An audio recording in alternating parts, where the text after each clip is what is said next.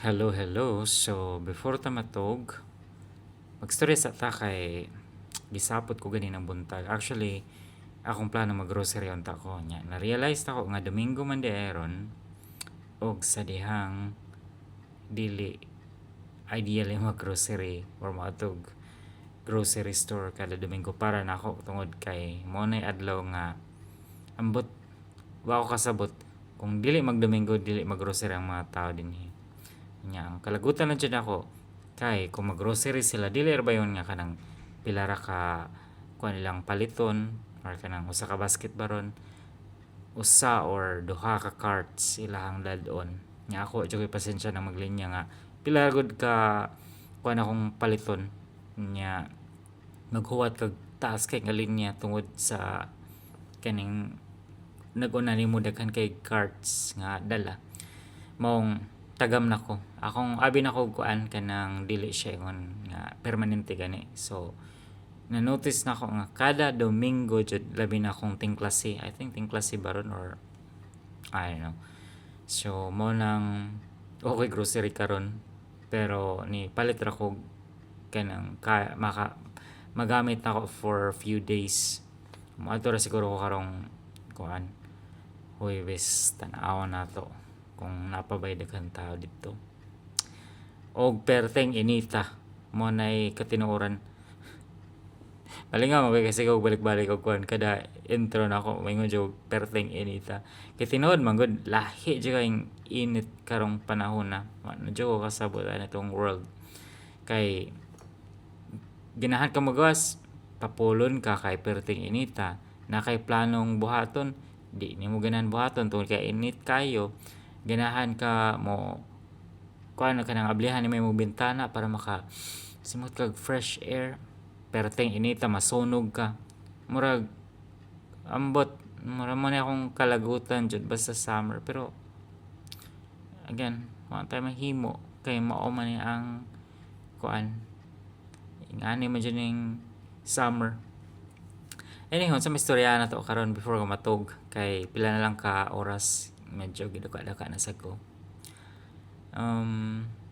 magstorya tag feeling homesick. I think interesting sa rin siya nga topic tungod kay sa akong kaso kay dugahin ako din sa abroad like ako ni siyang balik-balikon kung first time yung tanaw na akong video diri sa katuig na ko din sa Middle East specifically sa UAE unya kana ko i-share sa inyo is again kung ano ni siya kanang ako ara ning opinion medyo subjective ni siya pero wala man ni nagpasabot nga nag-represent ko on behalf sa uban nga naa din ni sa UAE or mga OFWs nga dugay na sad or mas dugay pa nako kay ang point ani is i-share lang akong experience and again qualified mo ko ma-share na di ba kay sa kadugay na ko din daghan sa ko mga experiences nga tanaw na ko pwede ninyong magamit as kuan reference but not necessarily nga mo apply sa inyo kay depende na sa inyong diskarte actually yes ang homesick mahitabo na siya kanang bag-o pa ka dinhi mostly kung pila pa kakabuan so say mo abot og tuig di man dyan na siya malikayan labi na kung dugay-dugay first time nimo nga nilangyaw sa laing lugar or wala ka na biya sa imong family or sa imong ka-friends baron kana siya murag duaon jud kana well actually ang nakanindot lang sa atong generation tungod kay accessible na magud ang kuan kanang tungod sa internet ba like wa na kay na feel ang distance gani tungod kay na tay wifi na tay pwede ta makatawag at lower cost abroad unya unsa pa ban so nga dali ra jud kay murag dili na siya nga naka-impacting pero lahi naman dyan ang naay ko, di ba? Connection like face to face or kanang magkita mo in person. sa ako ang case, mm, ako man gud kay like I consider myself nga independent ko nga pagkatao. Pero that's not an excuse nga di ko maka-feel og homesick. Pero ang akong gibuhat ato nga time is that, well, dinhi sa UAE man sad, ang advantage lang niya kay daghag mga Filipinos gani dinhi. So murag dili gani mo feel kayo nga murag nakasalang countries cause everywhere na ay mga Filipinos sa mga kitad. Unya murag nakakontribute sad siya nga ma tone down imong feeling of homesick tungod kay murag magamit imong language dinhi mahimamat imong mga tao nga imong from your homeland. Ako man gud, I always keep myself busy. Ako di man ko maka-consider sa akong self nga extrovert type of person ko nga. Dili na kay ko makakitag friends or kanang dili kay ko maka-vibe. Dili ko aloof when it comes to making friends pero sometimes man good kailangan nimo kuan ba kanang dili mo all the time nga murag power up ka, di ba? So, akong gibuhat or akong bisan karon na apang gihapon ang feeling of homesick. It may not be as worse as how it was before compare karon pero ako ngita ko pagi like basa kog libro, minaw kog music, minaw kog podcast, anything nga pwede na ako ma-divert akong mind nga dili ko maghunahuna about like sa akong yutang natawhan sa akong mga friends or families nga akong nabiyaan sa Pinas. Always sa ako gikeep na akong mind nga busy gani ko or dili na ko iala akong self nga na ako'y moments where magmuni-muni ko nga ako ra usa tungod kay once mahitabo na marag wa na mao na nang giingon nga paano jud marag di na mapugngan either makahilaka or makauna na kag mga decision nga not according sa imong plan. Homesick is always there. Walay ways nga mawa na siya or mapapha na siya for as long as naa ka sa abroad. Pero ang makatabang ma-overcome nimo is to remind yourself kung unsa jud imong purpose kanang ni abroad ka. Kung imong purpose is to build a better life o ma-achieve nimong pangandoy or imong gusto or maka-provide ka sa needs and wants imong family, then take it as a motivation, like di naman lisod like what I said, accessible naman ang communication karon, like we can even communicate 1,000 miles away, kulang na lang makipag WeChat ta or makipag WhatsApp ta sa kwan sa taga Mars, that's funny. Like yeah, keep in touch pero pangita sa help yourself kasi in the end ikaw ra may makatapang sa imong kaugalingon. No matter how many friends nga naa ka dinhi kana sila naasa na sila ilahang kaugalingong kuan matawag na ko challenge or giagihan sa kinabuhi. Ang dili man pwede nga mo rely na lang sa kanila all the time. So, try to discover things nga pwede nimong buhaton. I know nga sometimes majority sa ato is overwhelmed kita sa trabaho and then kapuyon gani kita. So, minus na itong time tungod kay the reason ni anhita din sa laing lugar is manrabaho man, di ba?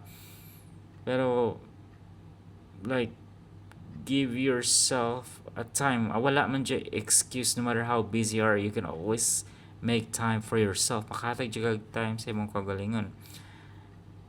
Like ako, personal experiences na ako, honestly, before sa akong previous job is, imagine akong trabaho is 12 hours anya usar akong day off, like ambot marag ako ka hantod karon di ko ka imagine kung saan ako pag survive nga setup kani. Pero that doesn't stop me or makayon ko nga, nangita man ko paagi nga nourish na akong kagalingon, and when it comes to buhaton ako ang tan-aw na ko makatabang sa ko nga dili ko ma-stress or dili ko ma-feel homesick, like what I said, um, watch movies baron or anything not necessarily mo gasto ka, read books. Again, sa akong ginawa na, like dili man kita tanan ganahan mo buhat na yang buta, di ba? Because naman tayo lain-lain desire, but the whole point there is buhata kung unsay tan-aw nimo nga malingaw ka. Kay kung imo allow imong self, kung imo i-dissolve imong self nga magmukmo ka diha, maghilak-hilak ka, tungod kay gimingaw ka sa imong family, sa imong mga friends, sa imong life sa Pinas, wala na, distracted na ka, makahimo kag mga unexpected decisions nga later on pwede sad nga maka-impact sa imong health. So ako,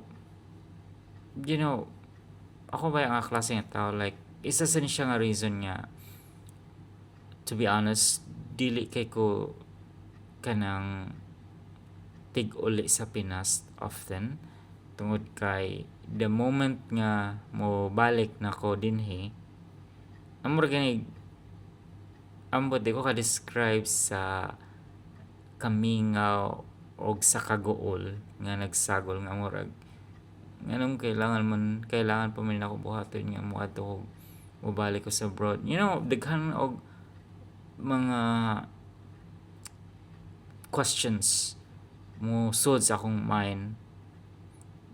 Pero I always remind myself nga the reason why na ako din sa laing lugar is na ako purpose, na ako gustong achieve.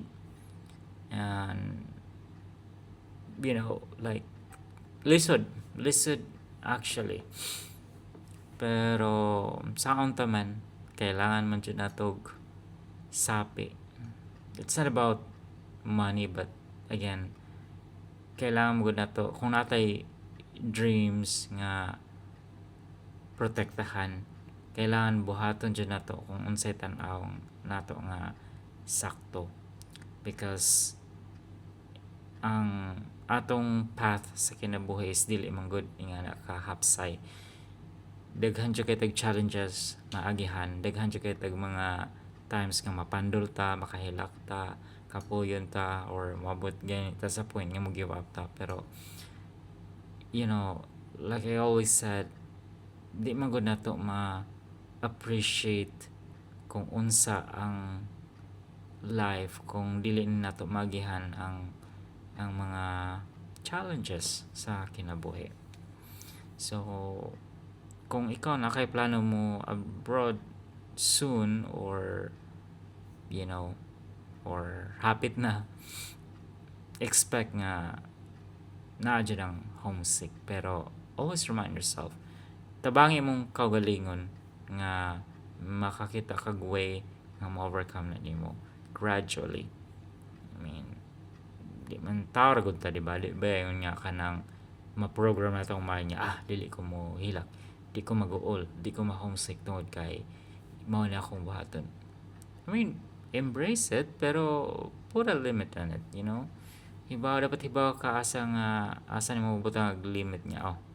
Sige, mao na akong buhaton para dili ko maka-feel of homesick or kaguol. And I think ambot lang kung nag-make sense ba na akong gistorya, kay basta mo na inidagan sa akong mind karon. Og Matog na ko kay mo duty pa ko ugma Monday na sad. Ekstorya na balik kung namoy mga gustong topics nga pwede natin istoryahan, i-share na nako para makashare sa ko sa akong thoughts and opinion. Wa na siya filter, wa na siya script.